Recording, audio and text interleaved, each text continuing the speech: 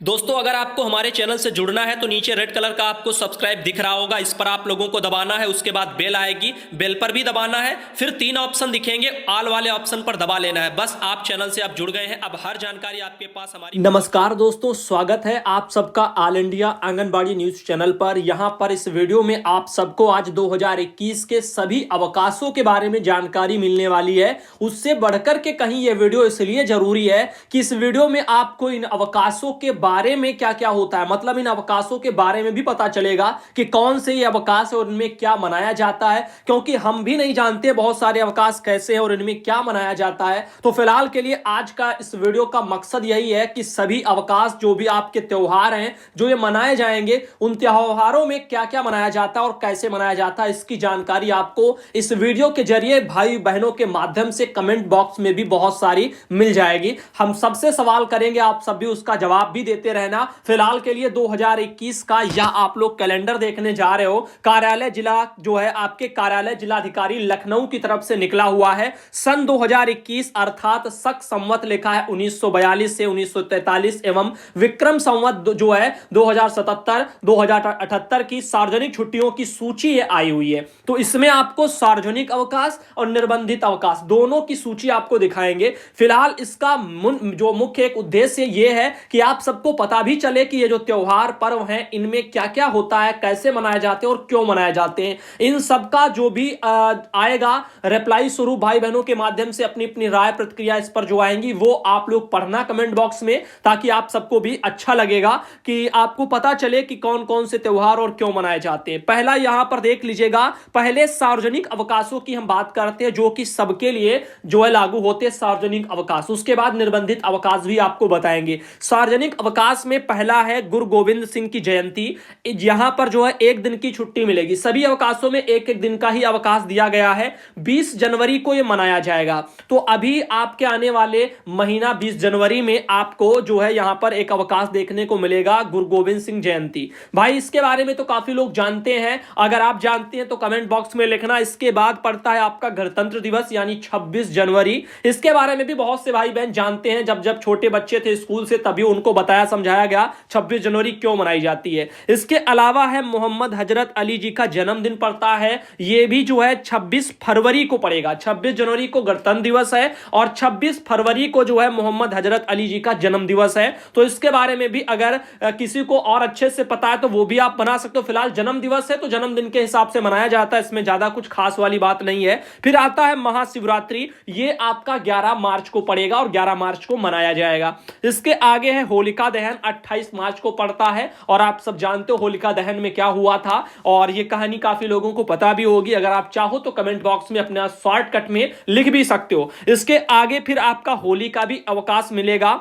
ये 29 मार्च को मिलेगा। उसके बाद आएगा होली और वो आपका हैशटैग भी लगा हुआ है, वो है 30 मार्च को। यानी होलिका दहन, होली और होली ऐसे करके लिखा हुआ है। 3 छुट्टियां हैं, ये 28, 29 और 30 ये मार्च में पड़ने वाला है। तो आपसे पूछा जाए होली कब है तो आप यही अनुमान लगा लेना, जो है 28, 29, 30 में आपका आ जाएगा। 30 को होली है और 30, 29, 30 को होली आपकी पड़ने वाली है और होलिका जो दहन है वो 28 को है। अब इसके आगे देखिए, वाणिज्यिक जो बैंक हैं उनकी वार्षिक जो लेखाबंदी होती है वो 1 अप्रैल को होती है, क्योंकि 1 अप्रैल से नया वित्तीय वर्ष शुरू होता है, तभी से ये सब शुरू कर दिया जाता है। इसके आगे है गुड फ्राइडे, ये भी आपका 2 अप्रैल को पड़ेगा। कब पड़ेगा? 2 अप्रैल को गुड फ्राइडे पड़ेगा। इसके आगे फिर आपका डॉक्टर भीमराव अंबेडकर जी का जन्म दिवस आता है, वो 14 अप्रैल को आएगा, उसका भी आपको अवकाश मिलेगा। इसके आगे बात करते हैं रामनवमी की। 21 अप्रैल को रामनवमी जो है आप लोगों की मनाई जाएगी और ये भी आप लोगों में से बहुत से भाई बहन जानते हैं, जो भी आपके हिंदू धर्म से जुड़े होंगे उनको काफी अच्छे से पता होगा। फिर आती है महावीर जयंती, ये आपकी 25 अप्रैल को पड़ेगी और इसे भी आप देख लीजिएगा। इसके आगे है ईद उल फितर का त्योहार हमारे मुस्लिम भाइयों का, जो कि 14 मई को मनाया जाएगा। इसके बारे में मुझे ज्यादा विस्तार से नहीं पता है, लेकिन फिलहाल अगर कोई बहन भाई बताना चाहे तो कमेंट बॉक्स में लिख देना, ताकि हम पढ़ूंगा सभी त्योहारों के बारे में किसने क्या क्या लिख के भेजा और ताकि पता भी चले किसमें क्या मनाया मनाया जाता है और क्यों मनाया जाता है। फिर आती है बुद्ध पूर्णिमा वगैरह, ये भी 26 मई को मनाई जाती है। इन सभी त्योहारों के बारे में जिसको भी पता है, जिसके भी बारे में, वो अपना अपना लिख सकता है। महावीर जी का मेला लगता है, ये देख लीजिएगा, हैशटैग करके आया है महावीर जी का मेला, ये 1 जून को होगा और इसका भी अवकाश बोला जा रहा है। इसके आगे है आपका ईद उल जुहा बोला जाता है, जिसको हम बकरीद बोलते हैं। बकरीद नाम काफी फेमस है और काफी जो इस नाम से लोग जानते हैं इसको, और ये आपका 21 जुलाई को मनाया जाएगा। कब? 21 जुलाई को। इसमें क्या क्या होता है वो सब आप लोग कमेंट बॉक्स में लिख देना। इसके आगे जो है स्वतंत्रता दिवस आपका फिर 15 अगस्त को पड़ेगा, सभी लोग जानते हैं, बच्चा बच्चा जानता है।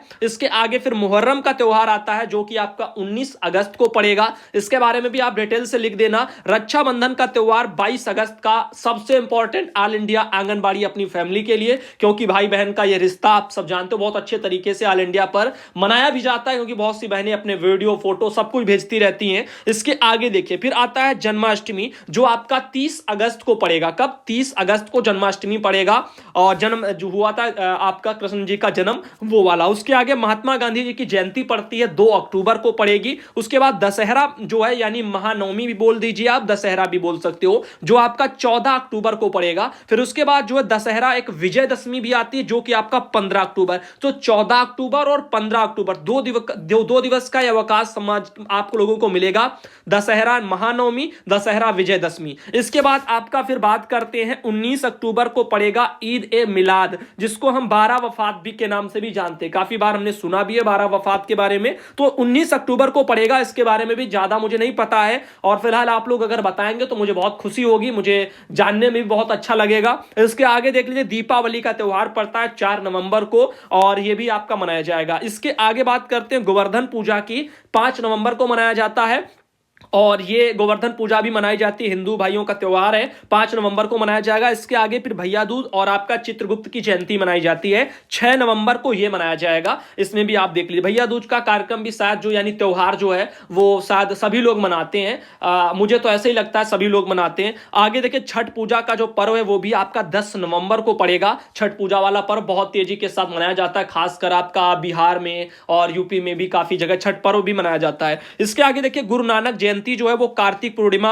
जो मनाई जाती है वो आपकी 19 नवंबर को पड़ेगी। उसके बाद आपका गुरु तेज बहादुर शहीद दिवस भी मनाया जाएगा जो कि 24 नवंबर को पड़ेगा। इसके आगे क्रिसमस डे 25 दिसंबर को, ये एक ऐसा जो है आप लोगों का त्योहार समझो, कुछ भी समझो, क्रिसमस डे ये आपका हमेशा 25 दिसंबर को मनाया जाता है, क्योंकि ये हिंदुस्तान का अपना यानी हिंदुस्तान का मान के चलिए त्योहार नहीं है, ये विदेशों का है, लेकिन फिर भी यहां भी इसका क्रेज पूरी दुनिया में देखने को क्रिसमस का मिलता है। और सेंटा आते हैं आप लोगों को गिफ्ट लेकर के, पता नहीं भैया आते हैं कि नहीं आते हैं, फिलहाल के लिए दिखाया तो ऐसे ही जाता है कि गिफ्ट लेकर के आते हैं। आगे आपको बताते हैं अब निर्बंधित अवकाशों की सूची, इसके बारे में भी देखिए कौन कौन से ऐसे निर्बंधित अवकाश में आते हैं, जिनमें आपका नववर्ष दिवस है, यानी 1 जनवरी अभी आने वाली है। 1 जनवरी आते आते ही अभी देखना कैसे व्हाट्सएप पर बधाइयां शुरू हो जाएंगी, इतने घंटे पहले से ये फलाने ने जो लिंक भेजा है, ढकाने ने लिंक भेजा है, ऐसे चलता रहेगा और आप सब भी धड़ाधड़ जो है उसको शेयर करते जाएंगे, फॉरवर्ड करते जाएंगे, नव वर्ष की जो है बधाइयां देते जाएंगे। फिलहाल के लिए हम यहीं पर आपको बताना भी चाहेंगे, बुरा नहीं लगता कि आप लोग बधाई दे, तो अच्छा ही लगता है, खुशी होती है, लेकिन उससे बढ़कर के कहीं हमारा काम भी बढ़ जाता है। तो इसीलिए हम आपसे कहना चाहेंगे, हम आपको चैनल पर एक पोस्ट डाल देंगे नव वर्ष की बधाई के लिए, आप वहां पर कमेंट कर देना, उसमें क्या होगा हम पढ़ लेंगे, रिप्लाई जो है ऐसे आपका सब हो जाएगा। लेकिन व्हाट्सएप पर यदि सभी भाई बहन इतने मैसेज, लिंक, फोटो ये सब नव वर्ष के ये सब भेजेंगे अगर, तो फिर हमारा काम बहुत बढ़ जाएगा। आप जानते हो 11-12 हजार बहनें जो व्हाट्सएप पर हमसे जुड़ी हुई हैं, अब ऐसे में हर कोई एक एक बार भी देगा, हजारों मैसेज हो जाएंगे हमें रिप्लाई करने में, देखने में। रिप्लाई ना देंगे तब भी आपको बुरा लगेगा, और रिप्लाई देंगे तो फिर कब तक देंगे ये भी आप समझ रहे, हमारा काम बहुत बढ़ जाएगा। इसलिए नववर्ष को लेकर के पहले से आपको कह दे रहा हूं कि चैनल पर आप कमेंट चाहे जितना करिए, भर भर के करिए, उनको हम देख लेंगे, पढ़ लेंगे, सब ठीक है, लेकिन उसमें ज्यादा टेंशन नहीं होती, मतलब उतना जल्दी नहीं देखना पड़ता। लेकिन अगर ऐसे व्हाट्सएप पर आता है कुछ भी तो उसको रिप्लाई करना, उसमें काफी दिक्कतें आ जाती हैं। इसके आगे देख लीजिएगा मकर संक्रांति वगैरह फिर आपका पड़ता है 14 जनवरी को पड़ेगा। तो अभी आपका जो 21 में 14 जनवरी आएगा ना, तो 14 जनवरी को आपका मकर संक्रांति। अभी कोई पूछे मकर संक्रांति कब है, तो 14 जनवरी को। इसमें क्या होता है आप लोग कमेंट बॉक्स में लिख दीजिएगा। जननानक वगैरह जो है, कर्पूरी वगैरह ठाकुर जन्म दिवस मनाया जाता है 24 जनवरी को पड़ेगा, ये भी देख लीजिएगा। बसंत पंचमी 16 फरवरी को पड़ेगा। बसंत पंचमी अगर आपको जानकारी में चाहिए तो आपकी वो पड़ेगी 16 फरवरी को।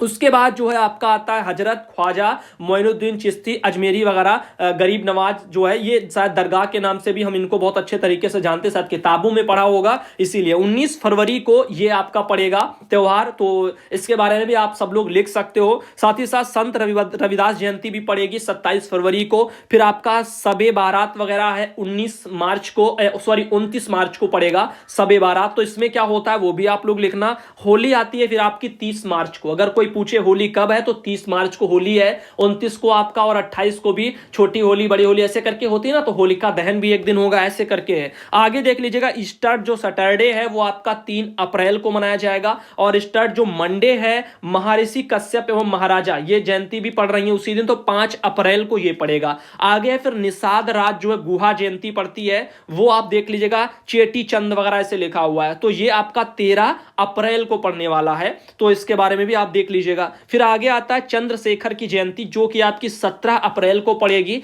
फिर जमात उल विदा या फिर उसको अलविदा आप भी कह सकते हो, रमजान का अंतिम जो शुक्रवार होता है काफी फेमस है, 7 मई को मनाया जाएगा। आप इसके बारे में भी देख लीजिए और अच्छे तरीके से लिखना चाहो तो आप अपने त्योहार के बारे में लिख भी सकते हो ताकि जानकारी और ज्यादा हो जाए। साथ ही लोकनायक महाराणा प्रताप की जयंती 9 मई को पड़ेगी। उसके बाद परशुराम की जयंती 14 मई को पड़ेगी। फिर ईद उल फितर का जो है त्योहार वो आपका 15 मई को पड़ने वाला है। उसके बाद आपका बकरीद यानी ईद उल जुहा 22 जुलाई को पड़ेगा, जैसा कि पूर्व में मैंने बताया था, सार्वजनिक अवकाश में भी शामिल है। मुहर्रम का 21 अगस्त को पड़ेगा। विश्वकर्मा पूजा 17 सितंबर को पड़ेगी। अनंत चतुर्दशी 19 सितंबर को पड़ेगी। चेहल्लुम भी जो आपका 28 सितंबर को पड़ेगा। चेहल्लुम में क्या होता है वो भी आप लिख देना। महाराजा अग्रसेन जी की जयंती 7 अक्टूबर को पड़ेगी। दशहरा महाअष्टमी आपका 13 अक्टूबर को पड़ेगा। महर्षि वाल्मीकि जयंती 20 अक्टूबर को पड़ेगी। सरदार वल्लभ भाई पटेल एवं आचार्य नरेंद्र देव की जी जयंती जो वो भी आपकी 31 अक्टूबर को पड़ेगी। उसके बाद नरक चतुर्दशी है, ये आपकी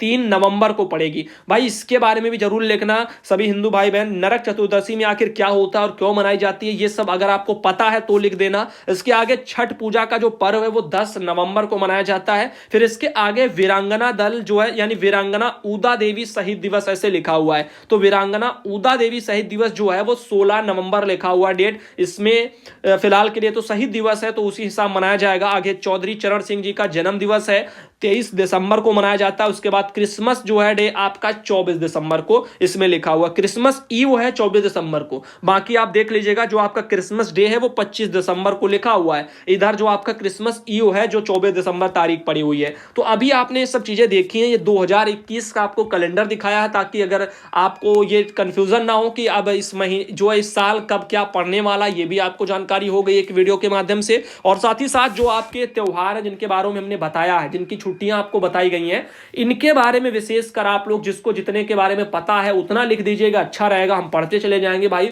इसमें क्या क्या किसमें होता है, तो बहुत अच्छा रहेगा। उम्मीद है बाकी